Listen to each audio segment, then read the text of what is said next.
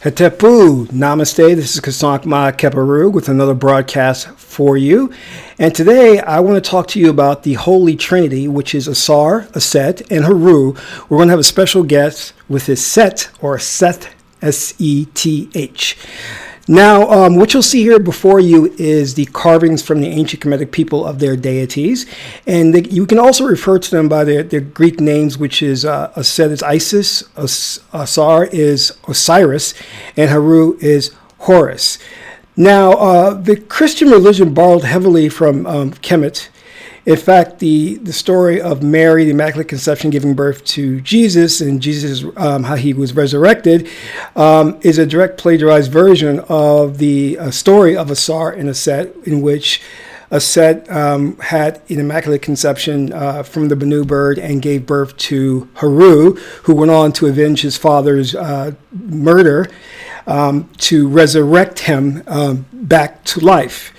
So this is the Holy Trinity here, very similar to the Christian idea of the Father, the Son, the Holy Ghost. And we're going to be exploring this, but the one thing that I want to emphasize is I take you through this. What you'll see and what you'll notice is that this is the basis in this way of thinking of how the ancient Kemetic people created Egypt. They're very advanced civilization, both in engineering feats and morally. And the way they were able to do this was to use integrated brain thinking over just predominantly polarized left brain thinking. And we're going to explore that and see the implications of that in today's so-called modern world. But I want to tell you that the one thing that our ancestors did, and which you'll find very popular in many of their writings, is they were very fond of puns or analogies, which really is what gave them the high knowledge that they have. So if I can go on to the next slide, what you'll see here is the brain. And many people think the brain is just one organism, but it's actually made up of different components. I'm going to focus on the brain's Holy Trinity here, which is the first thing is the reptilian brain, or the R complex. The next is the mammalian brain, the feeling brain, or the limbic system. And the third is the thinking brain, which is the neocortex. Now, the earliest parts of us that come way back, if you're going to use the term from primitive man, the first thing that was developed was the R complex, or the reptilian brain, which has to do with very instinctive behaviors like fight or flight, things like that. So this is what allowed us to survive based on instinct, because if a tiger or whatever was about to attack you, you couldn't use your rational thought to decide what to do. It was the R complex that helped to pump the adrenaline to get you to move your ass to protect you. And as we so-called evolved or adapted, because there's a big distinction between those two words, we then developed the limbic system, the mammalian brain, which is the seat of our emotions, how we learn, And the mammalian brain communicates with the reptilian brain. And this is why you'll find that some people are quick to anger, very emotional, and they're led by, what the Egyptians call the animal nature, their Sahu nature. Now, as the years went on, we developed the neocortex, which is the thinking brain, or the rationalization, the conscious thought, the intellectual memory, all of that. And it communicates directly with the reptilian and the mammalian brain, because it is always trying, I don't know if this is the correct term, but it tries to check the other two. So in other words, the reptilian brain, which deals with things like, for example, rituals or mimicking patterns or visual, it are, again, going back to the burst of anger or whatever. The reptilian brain is always signaling to the thinking brain and trying to dictate things, and so as well as the mammalian brain. So you may, for example, be on a diet, and you see, for example, some chocolate cake. So the mammalian brain kicks in and says, it looks delicious, it'll make me feel good, so why don't you get that chocolate cake? While the neocortex, the thinking brain, says, no, we're on a diet, we need to lose weight for our health. So that's how it usually works. It's like this battle, and this is signified again by the Holy Trinity of the ancient Kemetic people, is that you have you have the battle of the lower nature, which is the Sahu animal aspect, and to rise up or resurrect to get to the level of the neocortex or the thinking brain. And that is what some would say is where we're going in terms of evolutionary progress, is to not be dictated by the mammalian and reptilian brain, which are the oldest and primitive aspects to us, but to solely base everything we do on the neocortex, and which is basing things on rationalization, logic, and things of that nature. And as a side note, the mammalian and reptilian brain are the unconscious process, and the thinking brain, the neocortex, is the conscious waking process. And that waking process in Kemet was always symbolized by the sun, and henceforth you'll see, if you see, you usually see Heru, and sometimes he'll have the crown of the sun around him, okay? And that's, again, symbolized, the sun is the waking conscious state, and the moon always symbolizes the subconscious state, okay? So let's go on here.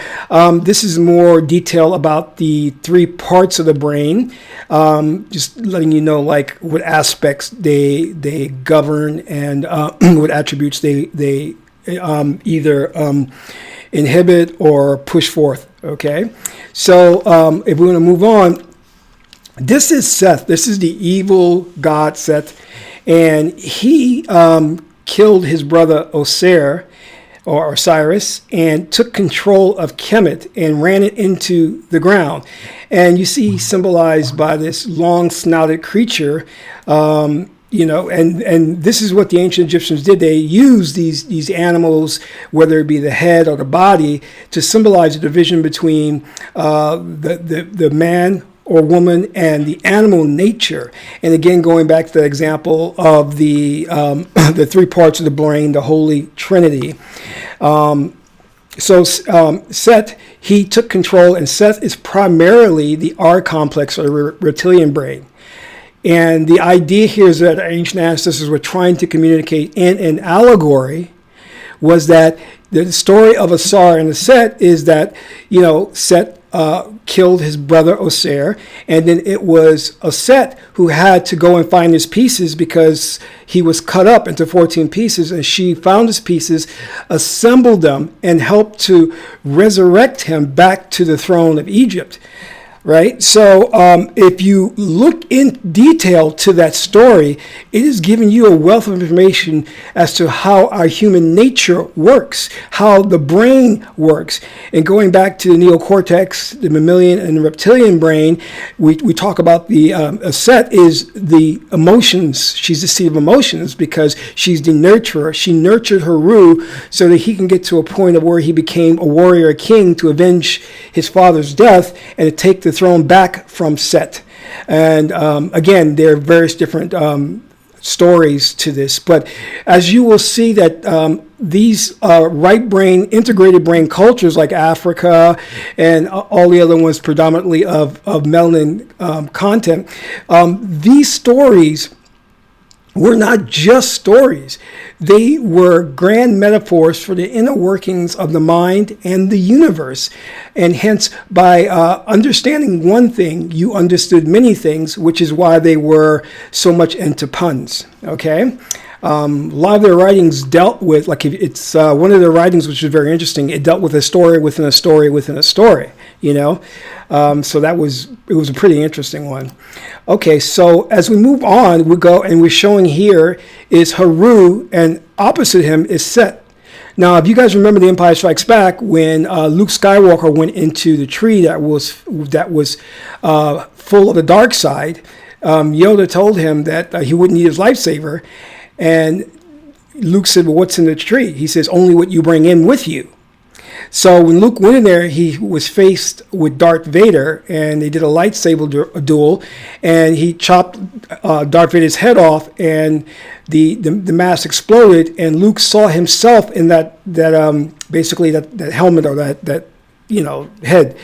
And that is speaking to this in a way where we see that we all have the opportunity to be Heru, a king, and Heru symbolizes the will, but there is always that Seth, that animal nature, the evil side of you, lurking in the background, that's trying to take control. And the goal is to rise or resurrect Ausar within you and operate solely on your your intellect, your higher knowledge, which is the neocortex of the brain. All right, I hope that's making sense, right? And this is a little more detail about Horus and Seth. Sometimes it was spelled Seth, and this is where we get Satan from, the devil from that story, because this predates all of that Christian mythos about heaven and hell and the Ten Commandments and all that. And here's the representation I spoke of earlier, where you see that here is Heru with the sun disk over his head, and symbolizes that Heru is awake, the conscious state. And many Egyptologists attributed Seth to the god of the underworld or darkness or chaos. And that's not necessarily so, but you see, many Egyptologists are left-brain thinkers. So when they went into Egypt and tried to interpret the Metu Neter or the hieroglyphics, they literally were basically interpreting it, and they weren't understanding that most of what they were looking at was symbols and iconography, which had a greater meaning, a depth and breadth to it, that they had to explore. This is part of the reason why the Rosetta Stone was so helpful to them in decoding the hieroglyphics to Metu Neter, because the Egyptians were very heavily into symbolism and analogies. But the one thing that's brilliant about them is that they communicated their science, they communicated their religion. Everything was wrapped into one. So again, by understanding one thing, you understood many things, because one thing was analogous to many things. Is just brilliant.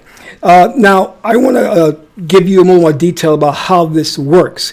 Now, there's two main ways of thinking. There's cosmological thinking, which is predominantly right brain, and then there's syllogistic thinking, which is left brain. Now, cosmological thinking, which is right brain cultures of melanin hue, learned, or I should say, looked at the world in terms of abstractions.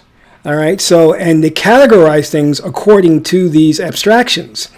While syllogistic thinking, the left brain, which is where we're at now with our Western culture, basically was about deductive reasoning, and segregated thought process, linear thought process.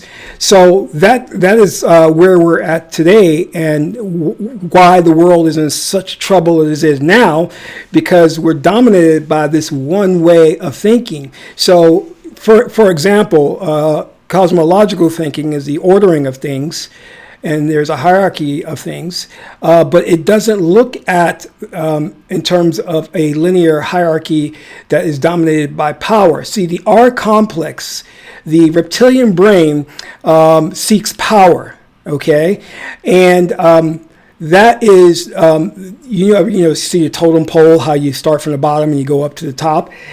In most corporations, you have that type of hierarchy, and it's done that way because there is the emphasis by the reptilian brain that the top position is the most powerful, and therefore the reptilian brain has dominated that planet by seeking and acquiring power, and putting everybody else under it as subordinates or oppressing them. And that's a property of the R complex, while the right brain in the cosmological thinking is seeking only to order things based on abstractions and to see how they're interrelated and interdependent. And there's no hierarchy in that sense of power. And now when we look at the brain, we can see the clear distinction in how it works. We have the brain is divided into two main hemispheres, which is the left and the right brain. The left brain deals with the logical side, the organized side, linear time space, analytical. It deals with facts. It deals with names and definitions. While the right brain is nonlinear, it's intuitive, and it's empathetic. And this is where we get synthesis thinking from. And the left brain is where we get segregative thinking from. Left brain seeks to separate and name and define, and the right brain wants to bring things together, synthesize them, and look at things in terms of the abstractions and categorize those things. And that's very important to understand because depending upon the culture you're from, for example, if you're a person of African descent, you're more right-brained. If you're a person of European or Western descent, you're more in terms of syllogistic thinking or left-brain thinking. And the distinction of which is better and is one better than the other. There is no one that's better than the other. They were all meant to work with each other and communicate with each other. So in other words, we were meant to be beings who were dual brain thinkers or integrated brain thinkers, but the ruling elite has set up this world so that we're only using a portion of our brain, the left brain. And it doesn't want us to tap into the right brain because the right brain is the seat of the subconsciousness or subconscious mind, and that is where you'll get the idea of learning through intuition, looking at abstractions, as I said before. Morally, that's where the morality comes from, is the right brain. So all of this is basically suppressed in favor of the left brain, which is not moral in its aspects, and working with that R complex seeks to dominate, seeks power. And we see this in how this country is looking to colonize other countries and basically subject them to our rule under the guise of democracy. Now, if you look at this is the plains of Africa, and this is more of a warm climate. In this warm climate, the food was plentiful, right? So in this climate, in order to survive, you had to be of pigmentation. The sun was very hot, so your skin darkened. It became black or brown. And from that, your brain developed in a way to align with the climate. So in other words, your brain developed more morally, and it developed in a cosmological thinking.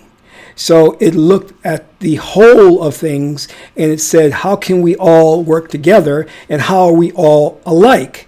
And that's how you have a lot of the Africans' culture develop from that point on. Now you're looking at this very cold climate, which scientists have told us we've gone through an ice age, and there was this point where everything was covered in ice and snow. But anyway, man, woman developing in this climate would have a lack of sunlight, so they would lose pigmentation in their skin, turning it white. And, things would also change, like the hair texture, on the nose, the shape of the skull, things that nature, to adapt to the environment. And it's not evolution. All right, let's get that straight, because you don't evolve out of evolving is a left brain thought process, because that means that you're independently just changing, and there's no external thing that's affecting it. But we know that through the right brain integrated thinking, that your adaptation or development comes about through the climate, through external forces, all right, which shows that there is an intelligence at work for your survival, because you will adapt to the environment. So what happens here? Well, man is scavenging for food, and food is scarce, and I mean really scarce. So what happens when you have food that is almost non-existent in this environment? Well, part of the right brain shuts down, that seat of morality, because you can't think about sharing what you have with other people because you won't have enough for today or tomorrow. So that morality aspect, or that we thinking aspect, is diminished and shut down in favor of the left brain, which is the individual, I, me, self. Take care of me first. And throughout the years, that aspect of the right brain, which was the cooperative collective thought process, was not used. So in favor of survival, you had to think about self-preservation first. So with that, we see how the left brain became more fully developed, and with that, the R complex kicking in, and that's why we see now in this world today where left brain rules and everything is a bit in chaos, because we have people who aren't learning to work with other people, meaning right brain people. All right, they exclusively want to dominate the planet and take control. All right. So that's the end of what I have to say about this. But going back to the original thing, when we look at the Holy Trinity, and we see how our ancestors weren't just creating stories, or they don't just create these deities just for the sake of bowing down to them and worshiping them. These deities, they represent very, very important things. They represent how the brain functions. They represent how the nature of man, woman functions. They represent how the universe operates, you know? So we have to keep that in mind, because that's a very high science. And the only way that you can do that in creating those analogous stories is if you are a cosmological thinker, and that is really the way that you can advance a civilization. Civilization will not reach its zenith by just syllogistic thinking, and we see this with individuals like Nikola Tesla, because he had the knack of visualizing something, a component, like say for example, if he wanted to create something or invent something, he could visualize every aspect to it and see in his mind if it would work. So that's an aspect of the right brain. Of course, it is also working with the left brain. But again, the way the world is constructed now is they only want you to think out the left brain, and the left brain, if left unchecked, basically becomes set. You know, and that is the whole metaphor of the story of Ausar and Auset, which was plagiarized into the Christian mythos. And we lose the real meaning behind what our ancestors were trying to communicate, which is how the different hemispheres of the brain works, how the universe works, and how man, woman, operates, and what is the goal of life is to become God-man and God-woman. And that's what we should be striving to resurrect the Ausar or Ausar within us. And it's a beautiful story, the story of Ausar and Auset. So I definitely advise that you get some books by Wallace Budge. He interprets the story, and some other Egyptologists out there, and you will read a wealth of information, because the text is so rich, and it may take you some time to decipher through it, but I guarantee you it will be a great read where you'll come away with a lot of stuff. In contrast to today's writing, where it literally means what you're looking at. So, you know what I mean? There's no depth to it. There's no symbolism or an analogy to it. It's basically there. It means just that.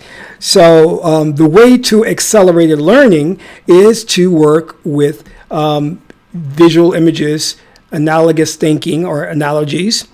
and use of puns. And this is why our ancestors, as I said before, were able to create such empire, a wonderful civilization from an engineering point of view and a morality point of view, because Egypt had some of the most moral leaders the planet has ever seen. So with that said, this brings me to the end of the presentation and what I wanted to talk about today. But if you like this video, hit the like button, subscribe to my channel, share this with friends and family to get the word out, start the revolution. And I have a Patreon campaign as well.